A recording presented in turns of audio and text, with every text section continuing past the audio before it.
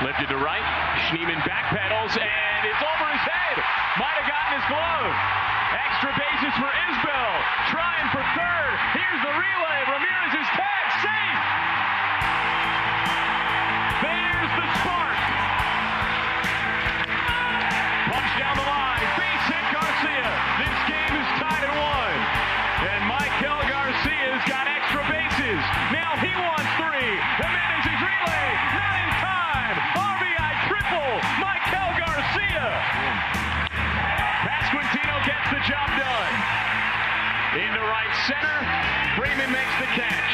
Garcia tags from third. The Royals have the lead.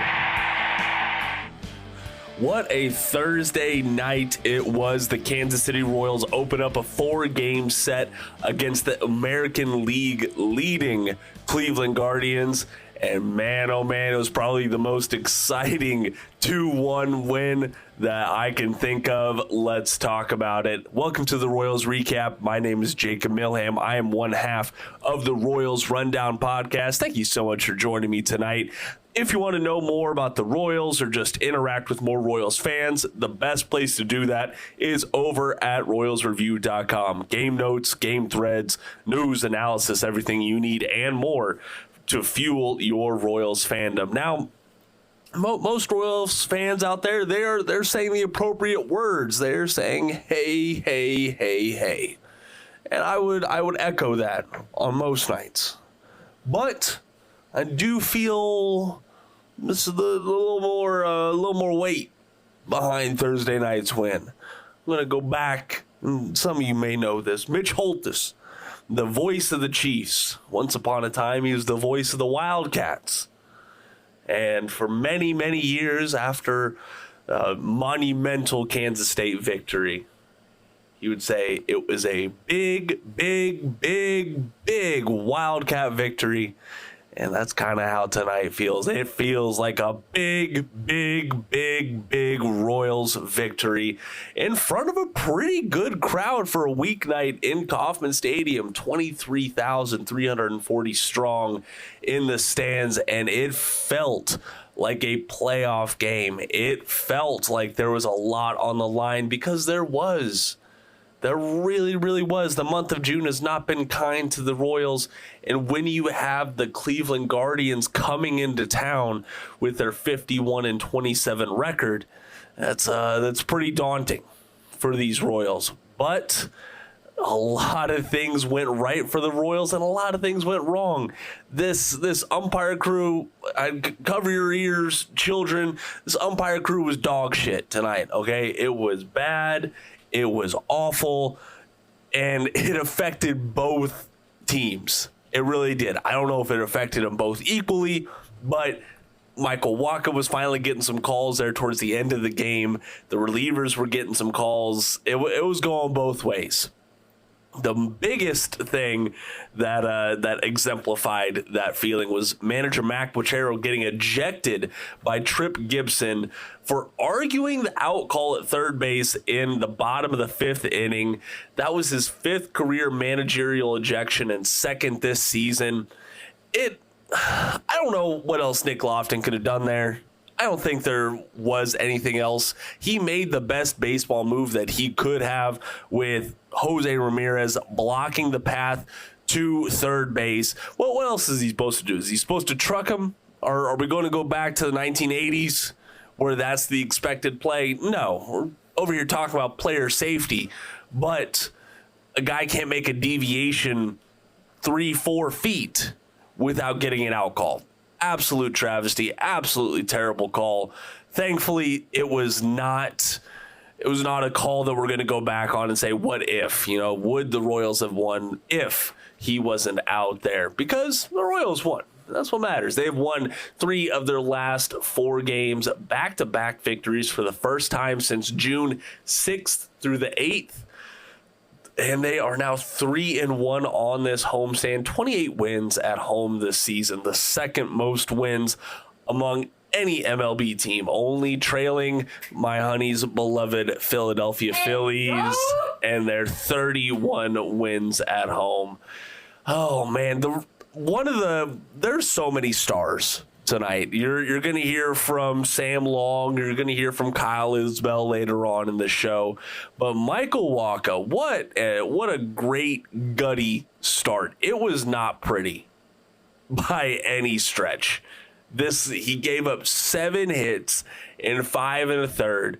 But all in all, this is a very good Guardians lineup. And he limited them to one run during his time on the mound. 6 strikeouts in that span, and he went for 99 pitches. It wasn't an efficient start, but it was an effective start, I will say. He didn't have a single clean inning, but held Cleveland to 1 for 4 in scoring positions and stranded 6 base runners when he was on the mound. That is great stuff. And he exited with 2 on and 1 out in the 6th for Sam Long. He stranded both of his inherited runners, and Sam, he just retired. It was such a good outing from Sam Long, the minor league contract acquisition, and him in the 7th was just a gem. It was just perfect. Striking out 2 in that frame, striking out Jose Ramirez, getting Josh Naylor to ground out. And he was the start to a great night from the Royals bullpen that did not allow a single hit, a single run. Long was the only one who walked a batter. And between Long, John Schreiber, and James McArthur picking up his 14th save of the year, they combined for 5 strikeouts across 3 2/3 innings. It doesn't sound like a lot, but for these Royals relievers, it really, really is a lot. This just a lot of things that we've been focusing on. They've been issues in the past week or so. You know, one of the big things is the fielding. Okay, Hunter Renfroe had a great outfield assist in the 3rd inning, throwing out Jose Ramirez, trying to stretch a single into a double, and just gunned him down. Maikel Garcia looked sharp over at second base. Nick Lofton had a couple of good plays at the hot corner. He continues to look like a more reliable option there. I'm not saying he's going to be better defensively than Maikel Garcia, but I think he can more than hold his own over there at the hot corner. Let's look at the lineup, because let's be frank. They scored 2 runs. The lineup was not great at all tonight. 1 for 5 with runners in scoring position, stranding 4 across 9 innings. Only 6 hits as a lineup with 1 walk, and striking out 8 times. Kyle Isbel was the only one who had multiple strikeouts tonight, so that was good. But on the flip side of that, Isbel also had the hit that got the scoring started. You heard it to start off the show. That triple with no outs, and then scoring later on Maikel Garcia's triple of his own. Speaking of Garcia, that was his lone hit on the night and lone RBI. Bobby Witt Jr. did have a hit of his own. Vinny had that sacrifice fly, but did not record a hit tonight. Salvador Perez was the man with 2 hits to his name. El Capitan getting it done. Michael Massey did get hit by a pitch. He reached base, but did not draw a walk or have a hit of his own. Nick Lofton drew a walk, got a base at least. So MJ Melendez, nothing doing there. Garrett Hampson pinch hit for him later on in the game and struck out in his lone at bat. And then Hunter Renfroe had a hit of his own. He is still quietly having a resurgent couple of months at the plate now. Now it's not just a little outlier. This is probably what we are going to see from Hunter Renfroe down the stretch. So very, very excited to see that. Witt tonight, he extended his home hitting streak to 22 games, matching the 5th longest such streak in Royals history, behind legends like Amos Otis, George Brett, Carlos Beltran, and Whit Merrifield. Just an amazing start to this series, chipping away at the Guardians' lead in the AL Central, gaining some ground in the AL wildcard, but most importantly, gaining some more trust from this Royals fan base. They walked away from the Miami Marlins series with a series win, but it was one of the least convincing series wins that they will have all year long, and a lot of folks out there, I'm sure, still thought this team would be sellers at the deadline because that is what they were playing like. Well, tonight, this team was competitive. Tonight, this team was better than the best team in the American League, and that has to offer a good amount of hope to the Kauffman crazies out there. Coming up on the other side of the ad break, we will hear from manager Matt Quatrero. Then we will hear from the star tonight, pitcher Sam Long, and then finally from outfielder Kyle Isbel. Stay tuned. Well, he said he went out of the baseline to avoid the tag. I don't have the best angle on it. My point was that he was 2 outs already behind the baseline, coming behind him. He has to avoid the fielder, he started to move, in my opinion, out of the way to avoid him. And so I thought it was not the right call. What was he supposed to do there with Ramirez in? That was my point. Did they say anything? No.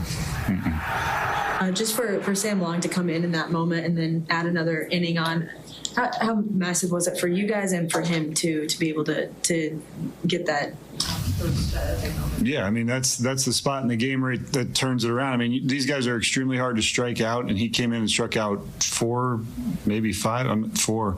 And the guys that he did strike out are extremely tough guys to strike out. So to put him away in the 6th and then go out, that's hard to do, to go back out after using all that emotion to get out of the spot in the 6th, to go back out and have a really clean inning in the 7th was massive for us to set up, this 4 games against these guys, and they have a ton of lefties. You don't want to burn your whole bullpen in one night. So there are a lot of factors, but most, all those things hopefully set us up for the next few days. And for Kyle Isbel to set up that 6th inning for you guys, how impressed have you just been with just his swings over the last couple of games? Well, not just the last couple of games. It's been probably close to a month now where he's really swung the bat well, and his work has been more consistent. His approach, his mental game has been really good, and he's put some good swings on the ball for a while now. And Mike Walker, what did you think of his performance out? Gutty, man, really gutty. I mean, we know the pro he is. We know his stuff is good. We've talked about pregame with the slider and all that, but just for him to keep pounding the zone, they made him work. I mean, his pitch count got up there. He works extremely hard, but he kept him at bay. We made some big pitches. They get 2nd and 3rd, nobody out. We get out of it with 1 run. To me, that was a huge spot in the game. Back triples, obviously something you don't see very often. I know you were in the clubhouse at that time, but just the energy that the triple guys in general, you guys have had a lot of them this year. Was just a moment, that sequence. Yeah, and I was thinking maybe Bobby would hit one right after that. That was, I don't know how often you see 3 in a row, but yeah, I mean, Izzy he put his head down and went, and Mike Kell did too. And you got to force the issue sometimes. We're not scoring a ton of runs, and for guys to be able to create something like that, I mean, that's part of our game, is our speed, and you got to try to use it. Well, it's always fun when we get to bring a reliever back out here, and that's what we've done with Sam Long, who gets the win and was absolutely spectacular on the mound. I just want to know what it's like pitching in a game that had certainly a playoff feel to it. Yeah, the crowd was unreal. You felt the energy from the start, and to come into a situation with guys on base and to be able to get out of it and then go out and get another 3 outs, it's huge. I know that all of you take it one batter at a time, one pitcher at a time. How even more important is that when you're facing a lineup with so many dangerous hitters? You just stay focused on what the plan is, keep attacking, and just keep trying to pound the zone and fill it up with your best stuff, and just attack as best you can. You have 2 guys in that lineup doesn't matter left or right, a lefty in Quan, a switch hitter in Ramirez that just don't strike out very much. What's the plan as you face each of them? One is to get ahead, and two is to. I think he saw it coming just a little bit. That's the first. Pitchers don't get those splashes too much. Anyway, back to those strikeouts, because those guys can go weeks without striking out. Yeah. I mean, especially in that spot, a close game, that feels great. I want to be able to do that in any situation. No matter who's in the box, I'm attacking them, and I'm trying to put them away. Last thing, I'm curious your perspective. You've been here long enough, and this team has been down a bit. Big win yesterday, huge win tonight. What you've noticed from this group when they're facing adversity? We all know what we're capable of, and we trust in each other.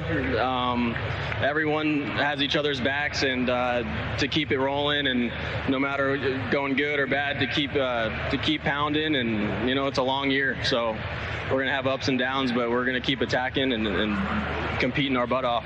Waka, Long, Schreiber, MacArthur, great job by the bullpen. Great win for you and the team tonight. Nice job. Thank you. Yeah, I knew I hit it pretty well. I didn't really have the best angle on it. Just going hard out of the box, and whatever happened. Decision. It seems like between second and third, you kind of stumbled together. Do you think you might? Yeah, I thought I was going to go down for a second. Got my feet back under me and was able to make it. When you look at the offense today, being able to start that energy at that sixth inning, how important was that to kind of help you get a win against the Guardians that you're trying to chase in the AL Central? Yeah, I mean, it was huge. I mean, both offenses were trying to get going. As a pitcher's duel tonight, both the pitchers were incredible. Their bullpen's really good. Our bullpens stepped up tonight, and it was a good game. You mentioned the bullpen stepping up. What was your viewpoint from Sam Long coming in there? What supported you guys went through in the sixth inning? I mean, it was incredible. I mean, the energy those guys came out with and to execute pitches in those situations was fun to watch. Did you get a sense that there's, with this crowd tonight on a Thursday night, that there was a little bit of a different electricity in the air? Yeah, for sure. I mean, Cleveland's the best team in our division for now, and there's a lot of energy, a lot of fun. Thank you all so much for joining me tonight. If you want to interact with me further, a good place to do it is to listen to us on Spotify, because what you can do is you can respond to our questions and we will read your answers on air in the following episode. So I'm going to go back to the Royals recap from June 25th, which feels like a while ago. Christopher Palmer said after that game, "I really hope they address the issues with the bullpen sooner rather than later. It's costing too many games." And Luke 57 also echoed some of those same things, saying the bullpen is a real issue. My goodness. Thankfully, Long looked incredible tonight, Thursday, to bail out Waka. We need bullpen help if we want to do anything. The sooner, the better. Yeah, both of y'all saying that we want that bullpen help now. We don't want to be waiting until July 30th or July 29th to get that relief arm. And yeah, we can point to the good results tonight and relish them and appreciate them, but all in all, this bullpen across the season has been a weak point for the 2024 Royals. So they need all the help that they can get at that spot, and we can just appreciate when, Sam Long and John Schreiber, James MacArthur, they have all had their issues in 2024. So let's just appreciate when they do have good outings.